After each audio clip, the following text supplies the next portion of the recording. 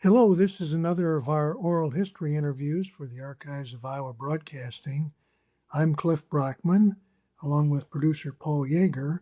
Today is June 30th, 2026, and our guest today is Rick Coleman, a longtime sports director at KWWL in Waterloo.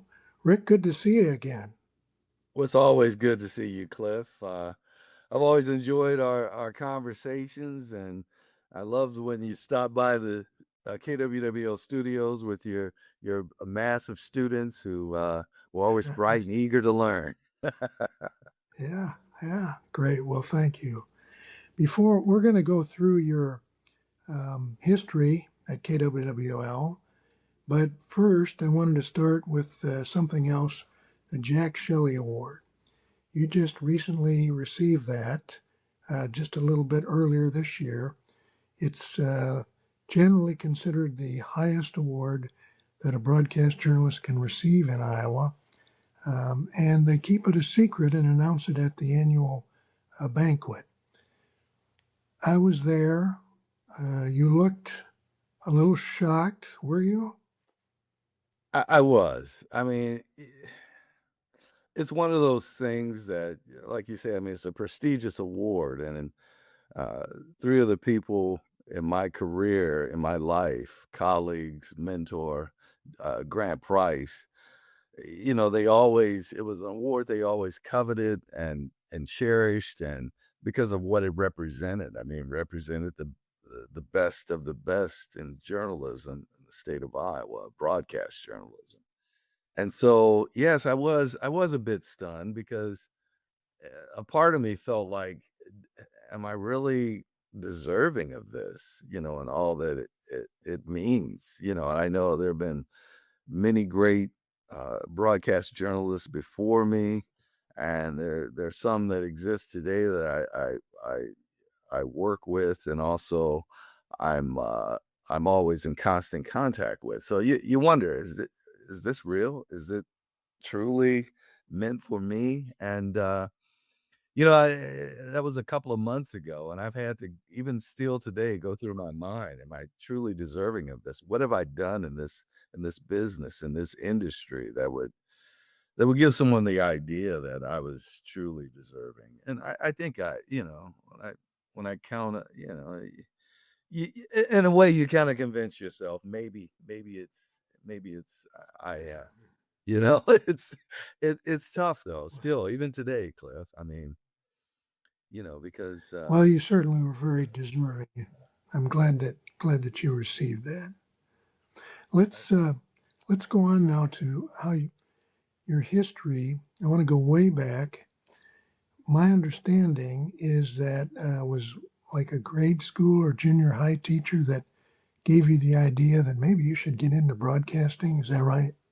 that's right, Mrs. Hott at McKinstry Junior High. It's no longer a junior high. It was once an elementary school in Waterloo, but now it's just it's extinct. But I was a teacher there. She was a social studies teacher who just tried to. She noticed that I talked a lot in class and on subjects that didn't pertain to social studies necessarily, but I had this personality, and she loved my voice, and she thought maybe I would be better suited to broadcast the announcements and like lunch menu announcements, things that were going on in the school, and so she encouraged me, the morning announcements. So that was one of the things that she pushed me to do at that time. And there were other teachers later. Ann Goodell, who was my English teacher, high school, 10th grade. She she was really one who put it in my head that one day I could work in radio or television.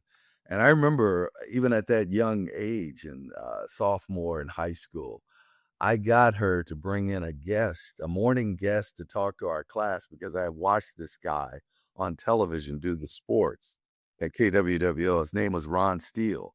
So Ron Steele, after he got off his second shift job at KWWL, 11:30 at night, came to our early morning class to I don't know if he remembers this, but it had an impact on me. And I said, wow, I mean, that could be a career path for me. And I think at the time, I didn't know exactly what I wanted to do, but after, listening to Ron that morning, I kind of had an idea. Yeah. Well, you've told this story many times, but I'm going to ask you to tell it again just for the people who are watching this. How did you get your first job at KWWL?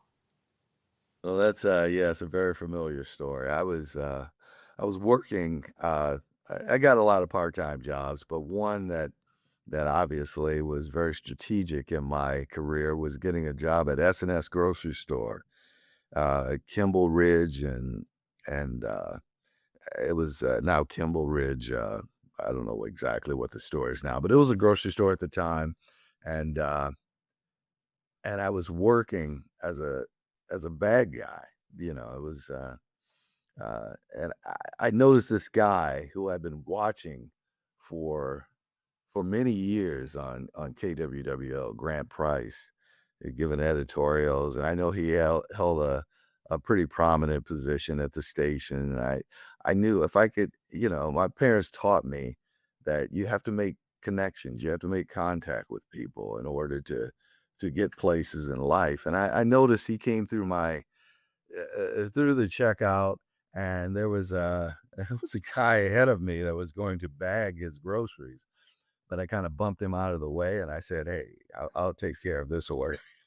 And, I remember, as I bagged his groceries, I struck up a conversation. We were a full service operation at the time at S&S Groceries. We not only bagged groceries, but we actually took them out to the car or the vehicles of the patrons.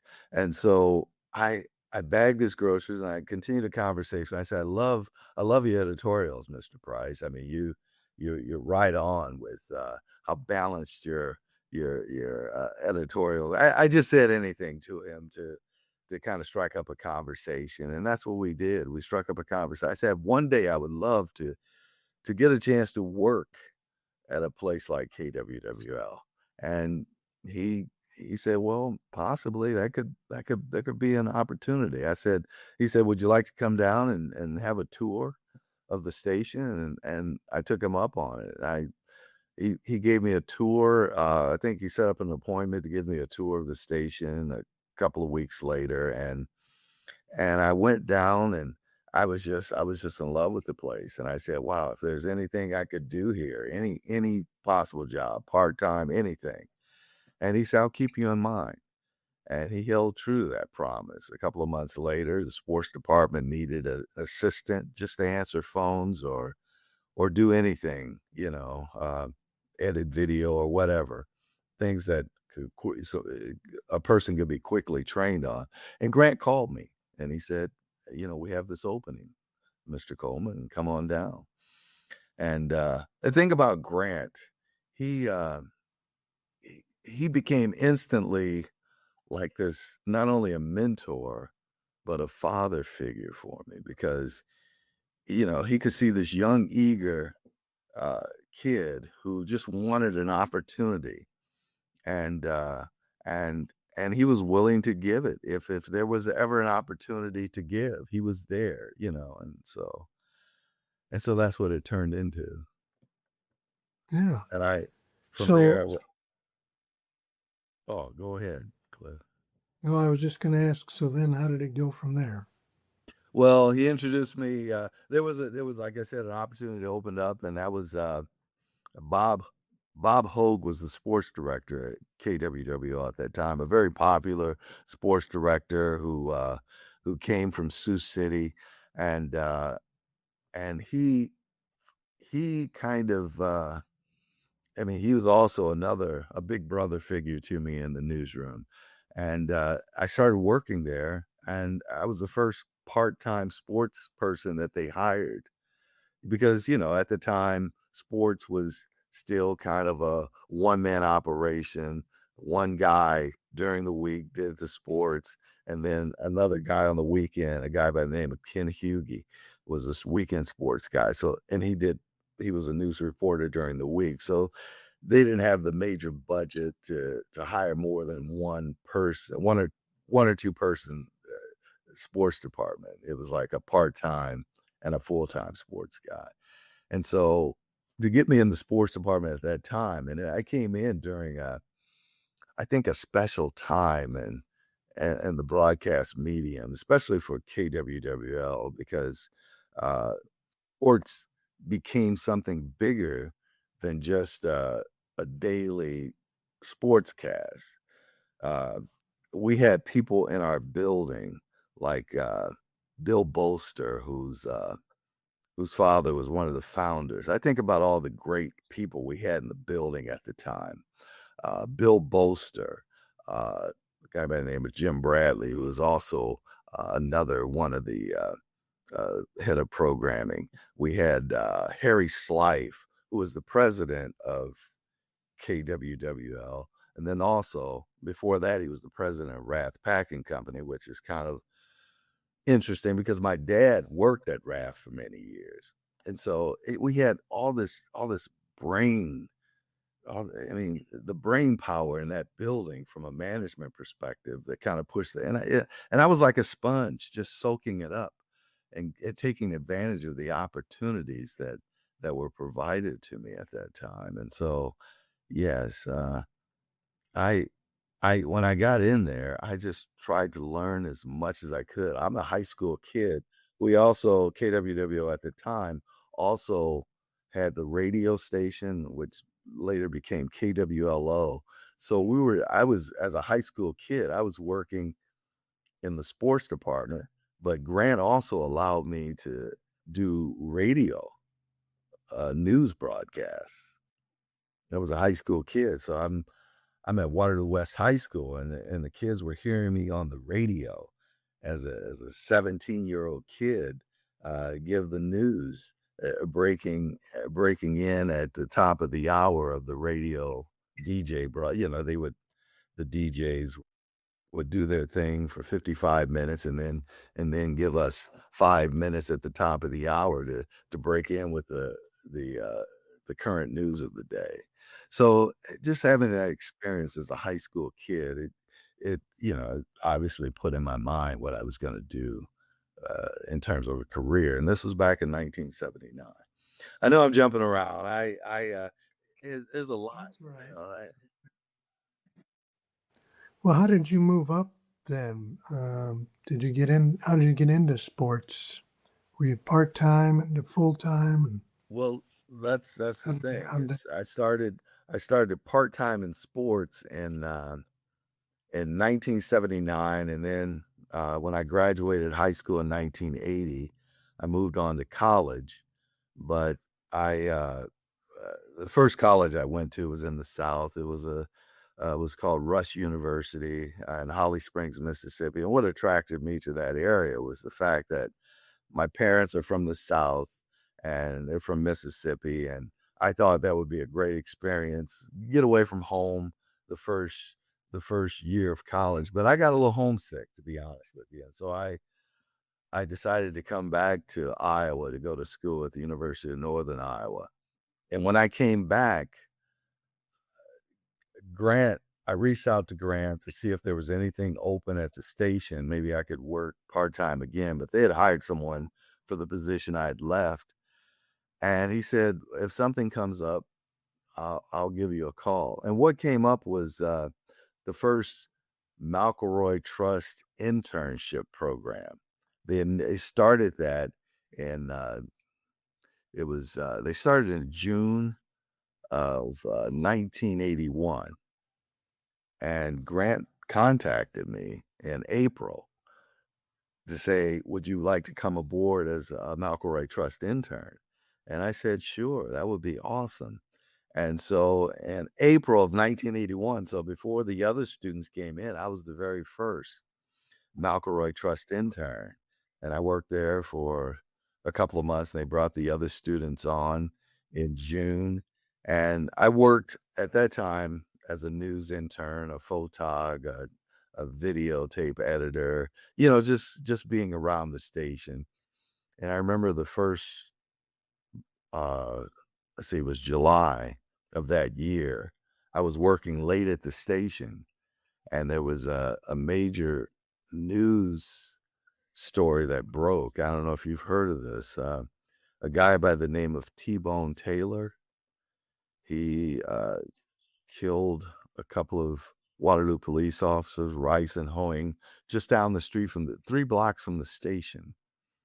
And so I was a part of that coverage, uh, and it was very tragic. It extended the summer. I was working with Ron Steele, who had just transitioned from sports to news, and so I was a part of that. I was going to. There was a lot that happened that summer. It was, uh, as they tried to track him down, they didn't catch him immediately. It took at least a month and a half and there was tragic events that led up to them finally capturing him. But being a part of that, uh, every day there was something that was intense, and I was there for it. So to get that in your blood, that kind of coverage every day, it was something different. It was something exciting and electric, and so yeah. And so I stayed there until I left to go to college and at UNI, and I did a semester at University of Northern Iowa when I transferred to Iowa, and I left my internship. Well, let me just ask you, you've been at the station there for about 50 years now. You must Seems have like it. had, yeah, well, that counts your part-time work, but Yeah. uh, what uh, what kept you there? Why have you, I'm sure you've had other offers. Why did you decide to stay in Waterloo all these years? I mean, there's circumstances, this family, my parents. I mean, there's something about doing what I do in my hometown where people know me. It was comfortable. The thing about our station when I first started, you know, obviously it was a struggle even financially for me, you know. And those were the days when you think about moving to something else. But the thing about our station back in those days, we had local ownership. When I originally started, Black Hawk Broadcasting Company, and then we were owned by Aflac for a number of years. The major insurance company. They only owned 5 stations, and they were very generous in terms of supplying the station with resources, uh, with allowing us to do our jobs, bringing in, bringing in talent. We had Craig Johnson and Liz Mathis and Ron Steele on our desks for many years because they could afford to pay that talent. So they were able to afford to pay talent. We had a great leadership, Jim Waterbury. And so I wanted to be a part of that. I wanted to be a part of something that was exciting, and people loved us. I talked about the sports component. Uh, the fact that we back then in the early 80s and 90s, if you wanted to watch your team, you didn't have ESPN to go to. If you wanted to watch Iowa Hawkeye football, or the major networks were weren't showing uh, uh, those sports or those sports entities, and we were showing University of Iowa basketball every Thursday and Saturday, or whenever they had. We were broadcasting 25 of their games each year because of the bold innovation of Bill Bolster, who started the Iowa Television Network. So we were being broadcast not only in the Waterloo Cedar Rapids market, but also Des Moines and Sioux City and in the Quad City area. So to be a part of something like that was exciting, and nothing I was interested in leaving right away. Uh, so that was, yeah. Let me jump to some memorable stories that you've covered over the years. We were talking beforehand about the Olympic Park bombing. You were there. when that happened. Tell us about that. Well, that was an interesting evening. If you talk about the Olympic Park bombing, we had myself and our anchor woman, Bobby Earls, were there at the Olympics, and we were a team, and we were covering day to day activities, uh, various things in the Olympic Village, local stories. Covered Tom Brand's winning a gold medal in wrestling, and uh, and I remember that night, we had our coverage. We jumped on a bus in the morning from our hotel and went to the Olympic Village, uh, and covered stories until almost midnight. So it was a 12-hour day, and we were coming back to our hotel. We had just dropped off our gear, and we were sitting in the hotel lobby when someone heard that we actually heard the explosion from our hotel, which was probably 5 miles away from Olympic Centennial Park. And people rushed into our hotel saying, there's been a bombing. And at that time there was like heightened awareness. I think that was when the right before the Olympics, the Pan American bomb a plane that was bombed and was destroyed over, I think it was New York. And so there was heightened awareness about some kind of terrorist attack, and we were thinking that was what was going on, some international incident. And so I remember us rushing down with our gear to the Olympic Centennial Park. People were flooding out of the park, and it was scary. It was like, they were telling us, it was like they didn't know exactly at that time. As it turned out, only one person was actually died in the bombing. But there were like 111 people that were injured. And so had to get these stories out. We worked, myself and Bobby, until probably 6 or 7 that morning, trying to get stories back to the Cedar Valley, to Waterloo. And it was a crazy experience. But the other experiences I had while I was there, I mean, it was, you talk about Tom Brands. We didn't have passes to his event when he wrestled for the gold medal, but I knew Dan Gable, and the fact that I knew Dan Gable got me through like 5 or 6 security barriers. I kept dropping his name at each spot, and I finally got into the actual arena where Tom Brands wrestled. I couldn't shoot video, but I could interview Dan Gable. So that was my great story of being a part of that.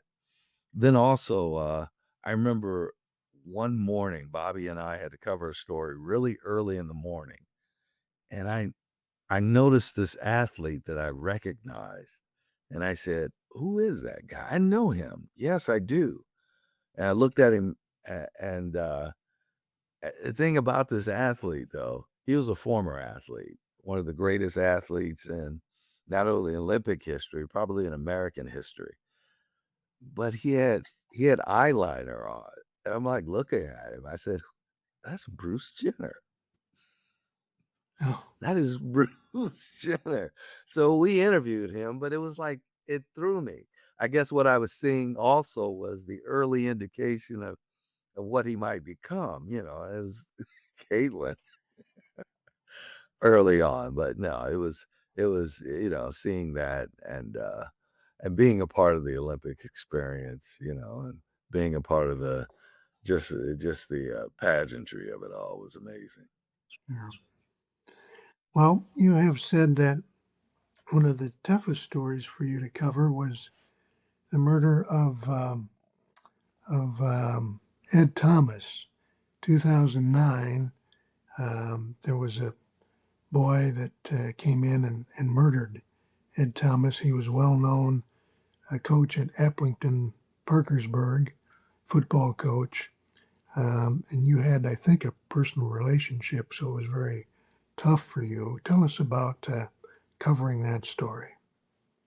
Well, it was tough, Cliff, because I had known Ed Thomas since I began covering sports back in 1991. One of the first assignments I had, we had a show, Friday Night Football show, and our sports director at the time, Brian Leslie, sent me out to cover Applington Parkersburg because it was kind of a controversial thing with the school solid consolidation, Applington and Parkersburg. The two communities were bitter rivals, and they had to fight over which coach was going to coach which programs.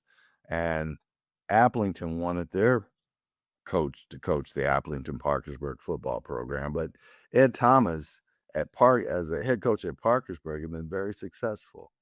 And so it must have been a narrow vote, but he was chosen as the head coach of the Applington Parkersburg football program. And as it turned out, it was a great decision. And so I was covering that team the first year he came in. And every time I showed up, they'd win.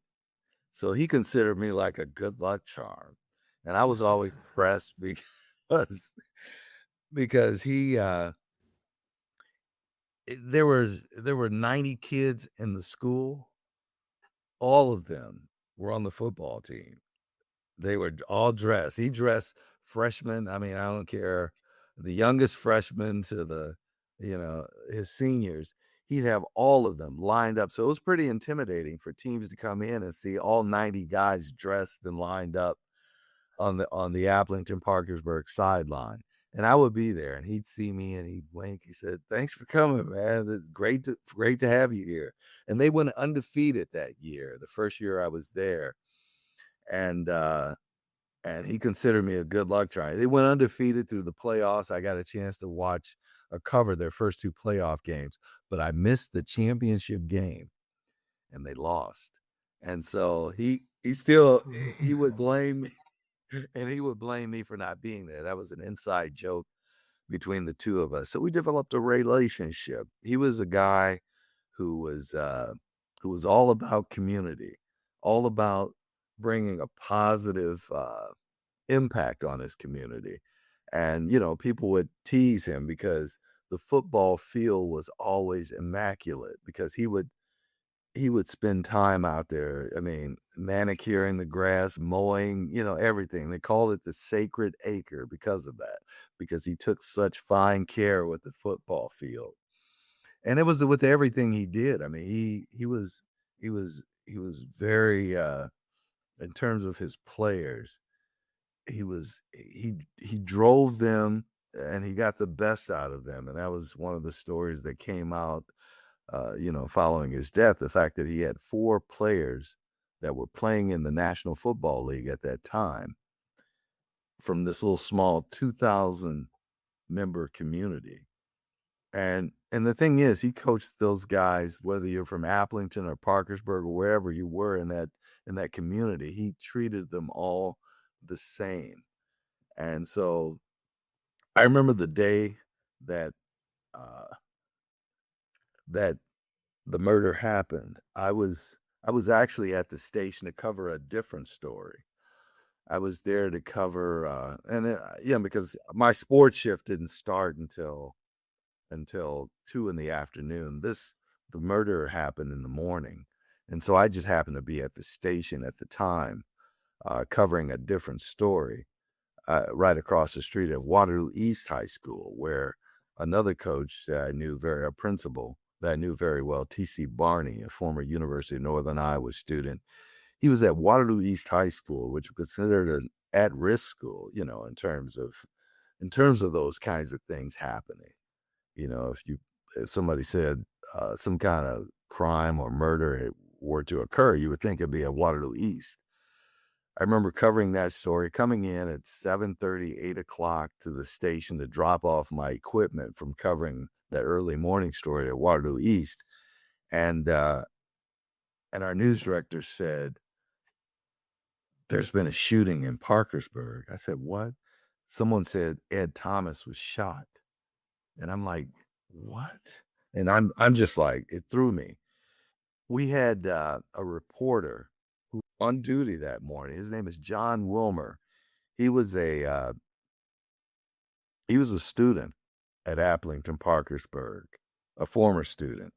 He was a former player for Ed Thomas, and he couldn't do it. He heard that Ed Thomas had been shot. He couldn't, so they put me on the story because John just he needed to be comforted. I mean, he needed.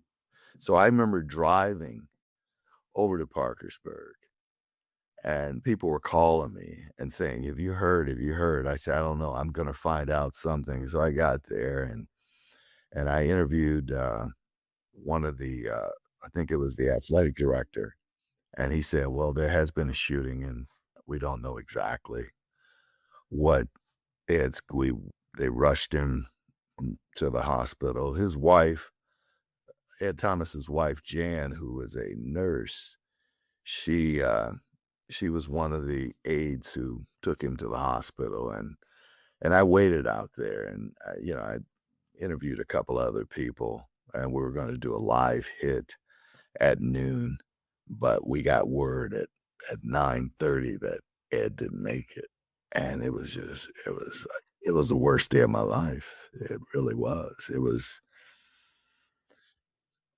to get that news that, and the young man, he was a former player. His name was Mark Becker. He was a former player for Ed, and so was his father, and the families were both close. They both went to church together, and the young man, he had some mental illness, and he had been released from the hospital, and somehow found his way to this early morning summer workout where Ed was just guiding not only the football players, but also volleyball players, anyone who wanted to be a part of this early morning workout. He was there to kind of direct them in the workout area. Uh, you know, uh, it was tough, and so after that, I remember Ron Steele and I were invited. Well, first of all, we went to the visitation, and it took Ron Steele and I met at the visitation. It took us 4 hours to get in to see. It took us the lines were that long. People were coming in from all over. It was amazing. And then we were also invited to the funeral. It was it's one of those things where, it's tough. Yeah, It's tough for you to talk about. Rick, let's take a turn here to something more positive. yes. Positive story you've covered, the Kurt Warner story.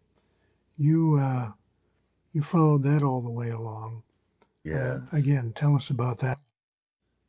Well, I mean, it's like it's like a miracle, I mean, what occurred there. I think he wrote. I mean, the movie itself was, I it kind of captured it a little bit, but I mean, to see it unfold before your very eyes, uh, you know, Kurt was an outstanding high school athlete at Cedar Rapids Regis High School. Went to the University of Northern Iowa, and actually, University of Northern Iowa and Iowa was looking to recruit him, but Hayden Fry chose another quarterback, a guy by the name of Paul Burmeister, who actually worked for our station for about 2 or 3 years. Uh, but Kurt chose you and I. I mean, you and I offered him a scholarship. He went up there, and for first 4 years of his career up there, he sat on the bench. And I would go to practices, and I could see that Kurt was more skilled than the guy who was starting ahead of him, a guy by the name of Jay Johnson. He had better arm talent. He was a better athlete, but Jay Johnson was really cerebral, a smart kid, didn't make mistakes, and that's what that team needed. They had a great defense, a championship caliber defense, championship caliber offensive line, and other areas of their team. I mean, they were well coached, but Jay couldn't get them over the hump. They went to the semifinals a couple of years under Jay, but they were never able to get over the hump because uh, they needed somebody like Kurt to actually play and start, but they didn't trust that he would not make a mistake, and that was the key. So to get a chance to, he sat on the bench until Jay graduated, and then finally got his chance his senior year, and he had a very good senior year. Uh, Took the team to the playoffs, but he didn't have enough of a resume to be drafted. So, he was an undrafted free agent and hanging out in in Cedar Falls.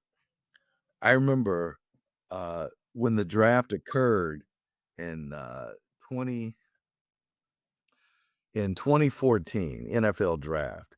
There was a kid out of Cedar Falls. His name was Trev Alberts. I don't know if you've heard of him.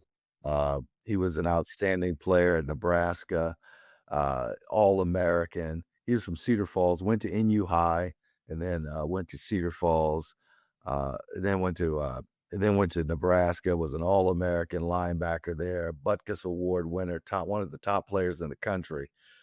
And he was drafted really early. He was drafted in the first round with the number 4 overall selection. And I remember they held his draft party, which I attended and covered. They held it in Cedar Falls at this hotel. I remember going to that Cedar Falls hotel on a Sunday during the draft, and after he was drafted, interviewing him. The very next day, I found out that Kurt Warner had been picked up as an undrafted free agent by the Green Bay Packers. And I knew where Kurt Warner lived. He's an undrafted free agent. They're just basically signing him to just come in, and he probably won't make the team. But it was just a mile away from that same hotel that I had gone to the day earlier for Trev Alberts. I went to Kurt's home to interview him, the apartment that he shared at that time with his now wife, Brenda, and their 2 kids, or her 2 children. And I remember going there, and he had to put on a shirt before we interviewed him. He had like his undershirt on, and it was really informal. We did a quick interview with him. He was talking about, I'm just going to camp to get a chance, and talk about the parallels to their careers. Trev Albert probably lasted 2 or 3 years in the NFL. He had some injuries and didn't quite do what people thought he would do. Where Kurt Warner took this circuitous trip, not only through the back roads. He got cut by Green Bay and went the kind of the back route, Arena Football League, played there a few years, and then got his chance in the National Football League. It's just one of the incredible stories, and I was there for his first start as a NFL player in 1999 with the St. Louis Rams. Got there, and he's playing against the Baltimore Ravens and Ray Lewis and that great defense, and he was incredible.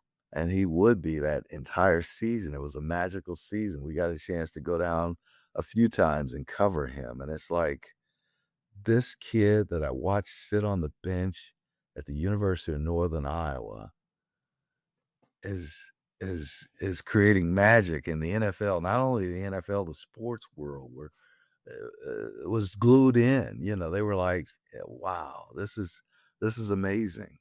And I couldn't believe it myself, all the way to the Super Bowl. It was like this dream. Is this real? This kid that from Cedar Rapids, Iowa, doing these great things. And he and we talked about it. And it's like, he said, all my life I was just looking to get an opportunity. And it just goes to show, when the opportunity comes, you've got to be ready to take advantage of it. And that's Kurt. And that probably sums up my life as well in a lot of ways. When you get an opportunity to do something, you have to be mentally and just prepared for that opportunity. And that was Kurt. Let me go to some more, maybe some philosophical type questions. Sure. Back when you started, there were very few, if any, African Americans who were on television and broadcasting.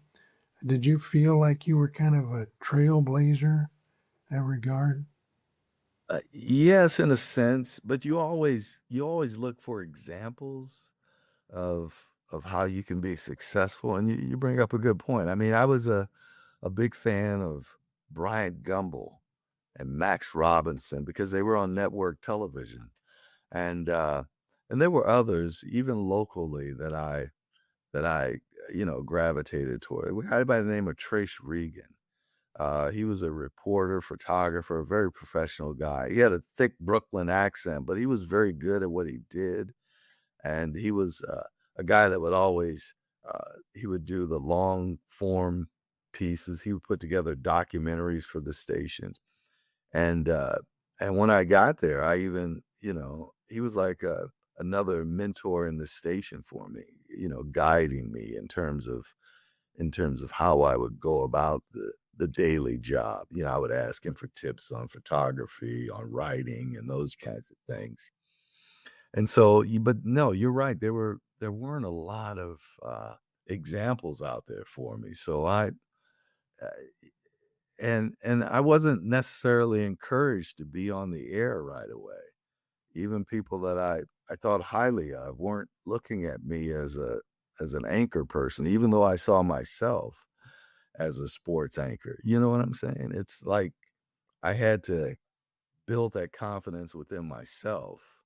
I had to, you know, uh, and right away, Grant didn't see me that way either. I remember finally, it was like right before he was to leave the station to go to Wartburg College. I knew he was leaving, I think within like 3 months. And I said, Grant, I would love to, fill in for sports sometime. He said, okay, we'll have you do an air check. I did an air check and he I remember that day. He said, I'm surprised, Rick. I didn't know you had this in you, so and a lot of it was my own. I wasn't aggressive enough, and it taught me a valuable lesson. If you want something, you have to also go after it. You can't wait for somebody to discover your talent. You have to show them you have talent. And, Hmm. that was a great lesson I learned that day. Sports coverage has changed, especially lately, dramatically with the internet. What kind of changes have you seen? And where do you think local sports is going to fit in there, local TV sports?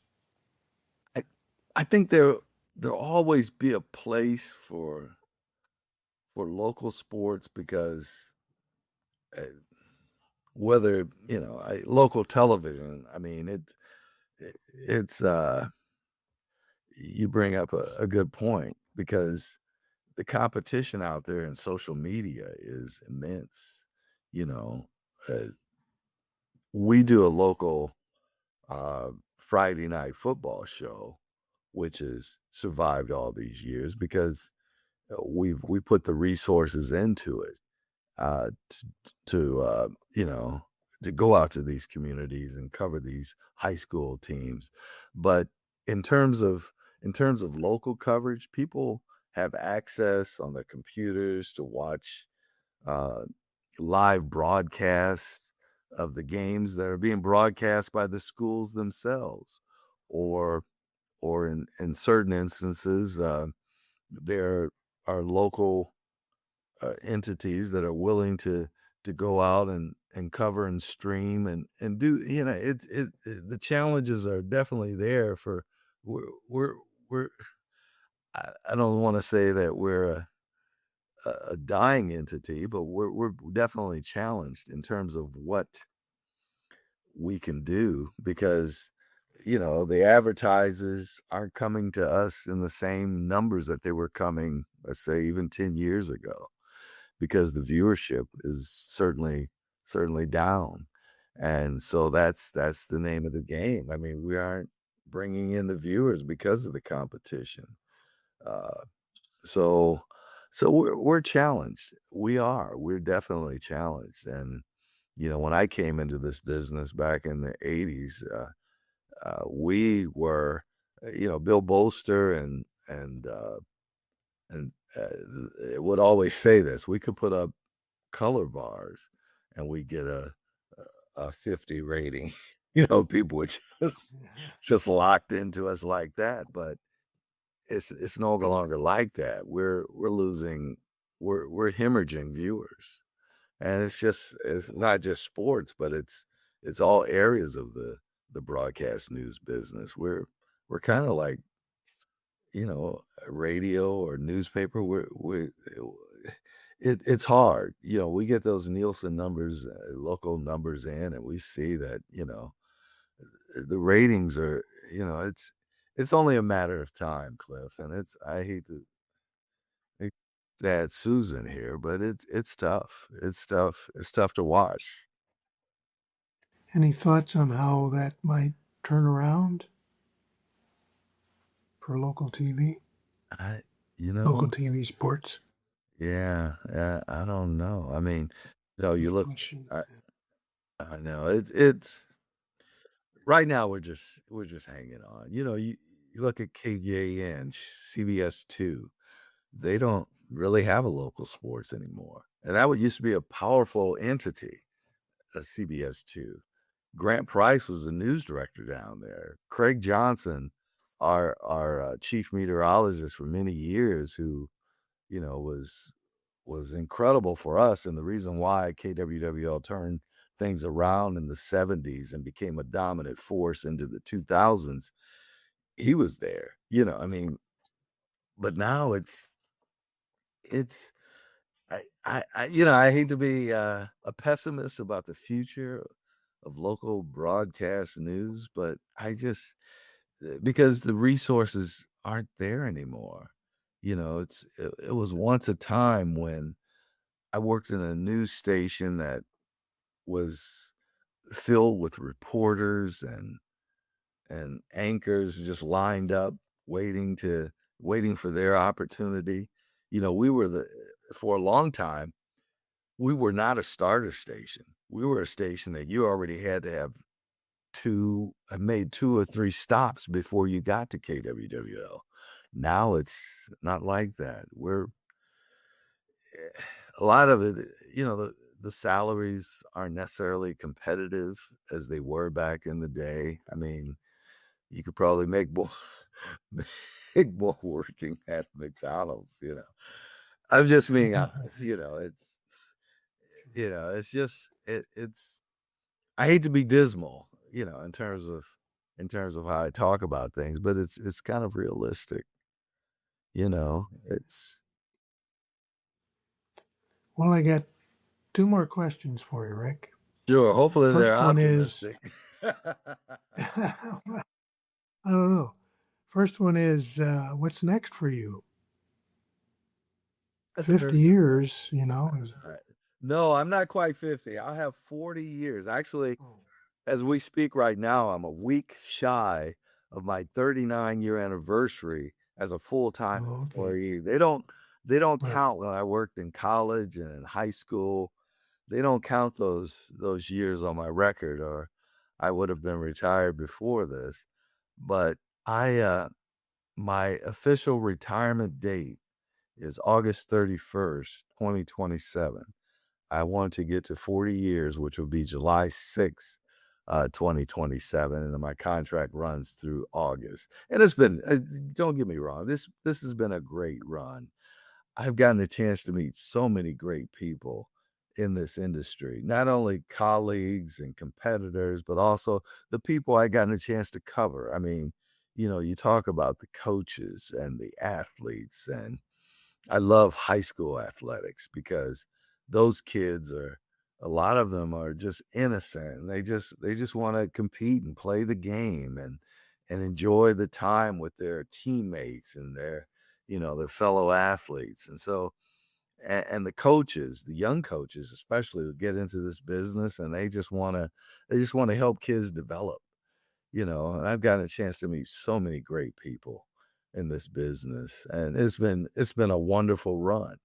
you know, I was talking to Ron Steele even about this. We came along at a time when there was a long runway in this business. Now that runway is kind of shortening up, to be honest with you. I mean, I don't want to be totally pessimistic about the business, but it's changed. It's changed. It is what it is. A lot of competition from outside. But Yeah. Last question, Rick. What do you hope that your legacy will be? I think I want my legacy to be if you give if you're given an opportunity, which I was by Grant Price so many years ago, and I can speak fondly of him for the time that we spent here, talking about what he did in giving a young kid that he met at a grocery store an opportunity to do something that he wanted to do, bring him into this business, show him how to be a professional, how to be a journalist, how to find out that there's multiple angles to every story and try to get as many of those angles covered and tell that story in a proper way. I guess that's what it is. I'm a young kid who was given an opportunity to do something, and he fell in love with it, and he tried to make the most of that opportunity, and hopefully I did. I mean, I want to be an example to young people out there that there's a great big world, and whatever you want to try and do. Mine was broadcast journalism, and I've enjoyed the ride. But there's many other opportunities, career opportunities, life opportunities to take advantage of, and just go out there and learn your craft and give it your all. Good. Well, Rick, appreciate the time here today. This has really been fun, very interesting. Yeah, I'm sorry. Thanks for I doing know this. I'm a rambler. I'm sorry. I know I'm a rambler, Mhm. but This is I wouldn't call it rambling. It's been very interesting to hear some of the details of your career. You've really had a tremendous career, being able to stay at one station for all these years. It's just great. Well, thanks for talking with us. well, no, it's always a pleasure, Cliff. Thank you, Paul, out there somewhere in the universe. Yes, No, Paul no, Yeager thank is you, our Cliff. producer today. Yeah, Yes, no, very good. thank you, I'm thank you. Cliff Brockman. And I'm Sure, Rick Coleman. I'm Cliff Brockman, our producers, and you're Rick Coleman. Paul Yeager is our producer, and this has been another in our series of oral history interviews for the Archives of Iowa Broadcasting.